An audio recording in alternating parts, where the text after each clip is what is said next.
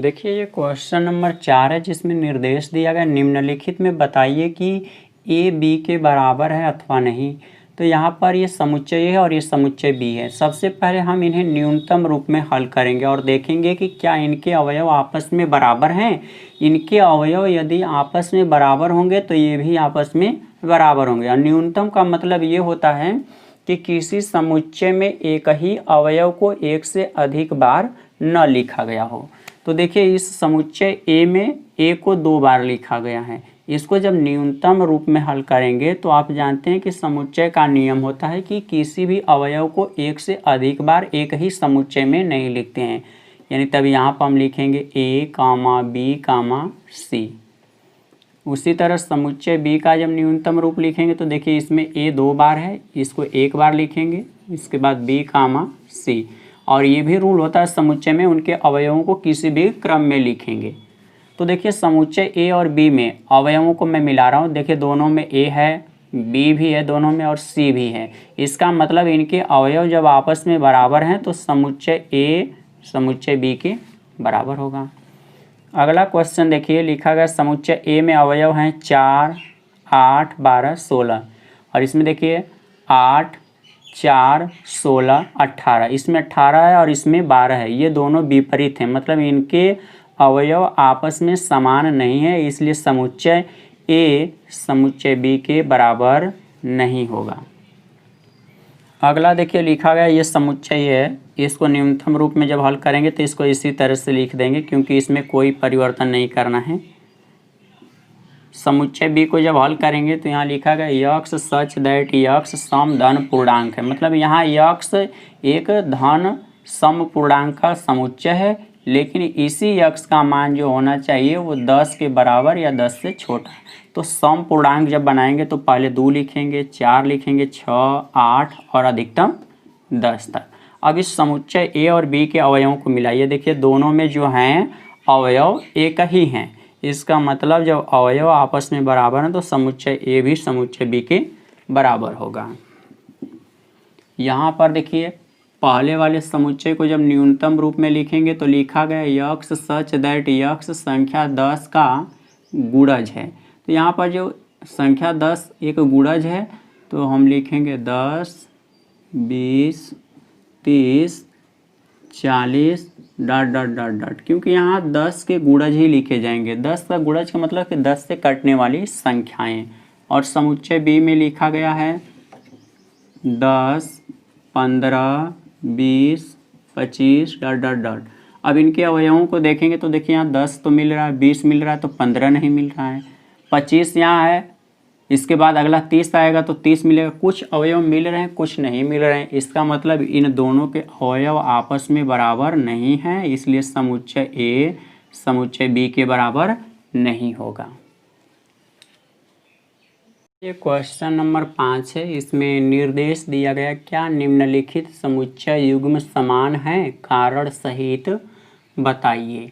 तो सबसे पहले आप समुच्चय ए और बी को न्यूनतम रूप में हल कीजिए और इनके अवयवों को चेक कीजिए कि बराबर हैं या नहीं। तो जब इनको हल किया जाएगा तो समुच्चय ए के अवयव जैसे दिए गए हैं उनको वैसे ही लिख दिया जाएगा क्योंकि ये तो पहले से न्यूनतम रूप में दिए गए हैं। समुच्चय बी के अवयवों को जब आप न्यूनतम रूप में लिखेंगे तो इसके बारे में समझिएगा कि न्यूनतम रूप क्या होगा इसका। ये जो समुच्चय यक्स सच दैट यक्स समीकरण x square plus 5x plus 6 बराबर 0 का एक हल है। इसका मतलब इस समीकरण का जो हल होगा वही समुच्चय बी के अवयव होंगे। तो मैं इनके हल को यहाँ पर दिखा रहा हूँ। X square plus 5x plus 6 बराबर 0 है। आप यहाँ 1 मानेंगे और 1 का गुणा जब 6 में करेंगे तो 6 हो जाएगा। 2 का गुणा जब 3 में करेंगे तो 6 और 2 और 3 को जोड़ेंगे तो 5 हो जाएगा। इसलिए हम इसको x square plus 2x plus 3x plus 6 बराबर 0 के रूप में लिखेंगे। तो शुरुआत वाले 2 पदों को एक साथ और लास्ट वाले 2 पदों को एक साथ लिखेंगे। प्रारंभ वाले जो दोनों पद हैं उसमें से यक्स को कॉमन करेंगे तो इसी यक्स से इन दोनों पदों में भागा देंगे। यक्स से यक्स कैंसिल हो जाएगा तो यक्स प्राप्त होगा और एक यक्स से जब यहाँ पर यक्स में भागा देंगे तो कैंसिल होने पर वहाँ का 2 बचेगा। इन दोनों में से 3 कॉमन करेंगे तो 3 से 3 विभाजित हो जाएगा, बचेगा आपका यक्स।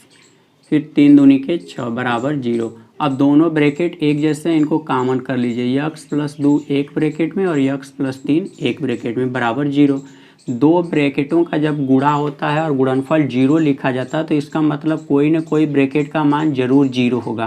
तो यहाँ पर हम लोग मानेंगे यदि यक्स प्लस 2 बराबर 0 तो यक्स बराबर तब क्या हो जाएगा, +2 को दूसरी साइड में भेजेंगे तो -2 प्राप्त होगा। उसी तरह से हो सकता है कि यक्स प्लस 3 का मान 0 हो तो लिखेंगे यदि यक्स प्लस 3 बराबर 0 तो यक्स बराबर हो जाएगा -3। यानी यहाँ से जो यक्स है उसके दो मान प्राप्त हुए हैं, एक -3 प्राप्त हुआ है और दूसरा -2। अब इनको आपस में देखिए कि बराबर हैं या नहीं, तो दोनों बराबर नहीं क्योंकि इसमें ये ऋणात्मक मान है और यहाँ पर धनात्मक मान है, इसलिए लिखेंगे समुच्चय ए नॉट इक्वल समुच्चय बी।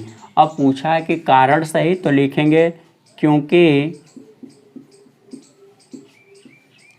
अवयव समान, ब्रैकेट में लिख दीजिएगा बराबर नहीं हैं। अगला क्वेश्चन में देखिए लिखा है यक्स सच दैट यक्स शब्द फॉलो का एक अक्षर है। मतलब यहाँ जो ये फॉलो शब्द लिखा है उसके अक्षरों का समुच्चय ए से प्रदर्शित किया गया। तो आप जानते होंगे कि किसी भी शब्द के अक्षरों का जो समुच्चय बनता है उसमें कोई भी अक्षर एक से अधिक बार नहीं लिखा जाएगा। यानी तब पहले क्या लिखेंगे आप, यफ, फिर इसके बाद ओ लिखेंगे, 2 बार यल है लेकिन आप लिखेंगे 1 बार यल, ओ 1 बार लिख चुके हैं, दोबारा नहीं लिखेंगे, इसके बाद डब्लू। उसी तरह समुच्चय बी को न्यूनतम रूप में जब हल करेंगे तो समुच्चय B y such that y, जहाँ वाई एक ओल्फ शब्द का अक्षर का समुच्चय है, तो ओल्फ के जो अक्षरों का समुच्चय बनाएंगे तो पहले डब्लू लिखेंगे, ओ लिखेंगे, यल लिखेंगे और यफ लिखेंगे। अब इनको देखिए, इनके अवयवों को मिलाइए कि क्या ये बराबर हैं कि नहीं। तो दोनों में डब्लू भी है, ओ है, यल है, यफ है, इसका मतलब समुच्चय ए और समुच्चय बी के अवयव बराबर हैं, तो समुच्चय ए भी समुच्चय बी के बराबर हो जाएगा। लिख देंगे इसलिए समुच्चय ए बराबर समुच्चय बी। कारण में पूछा गया है तो आप लिखेंगे क्योंकि अवयव समान हैं, मतलब दोनों में जो अवयव हैं इनके वो एक ही हैं। ये क्वेश्चन नंबर 6 है जिसमें निर्देश दिया गया है नीचे दिए गए समुच्चयों में से समान समुच्चयों का चयन कीजिए। ये सभी समुच्चय हैं, इनमें देखना है कि कौन से समुच्चय के अवयव आपस में एक जैसे हैं। तो देखिए समुच्चय ए के अंतर्गत जो अवयव लिखे गए हैं 2, 4, 8, 12, अब वैसा ढूंढेंगे तो कहीं नहीं है इसमें। समुच्चय बी में 1, 2, 3, 4 है। समुच्चय डी के अंतर देखेंगे तो देखिए 3 है, 1, 2, 4, इसका मतलब समुच्चय बी समुच्चय डी के बराबर है। तो आंसर में लिख देंगे समुच्चय बी बराबर समुच्चय डी। अब सी वाले समुच्चय में देखेंगे तो इसमें लिखा गया है 4, 8, 12, 14, वैसा तो और कहीं नहीं है। अब समुच्चय ई को देखेंगे, इसमें -1 +1 है, तो समुच्चय जी में भी +1 -1 है, यानी इसके भी अवयव आपस में बराबर हैं, इसलिए समुच्चय ई जो होगा वह समुच्चय जी के बराबर होगा। समुच्चय एफ में 0 ए है और समुच्चय एच में 0 1 है, तो अब तो कोई नहीं बराबर है।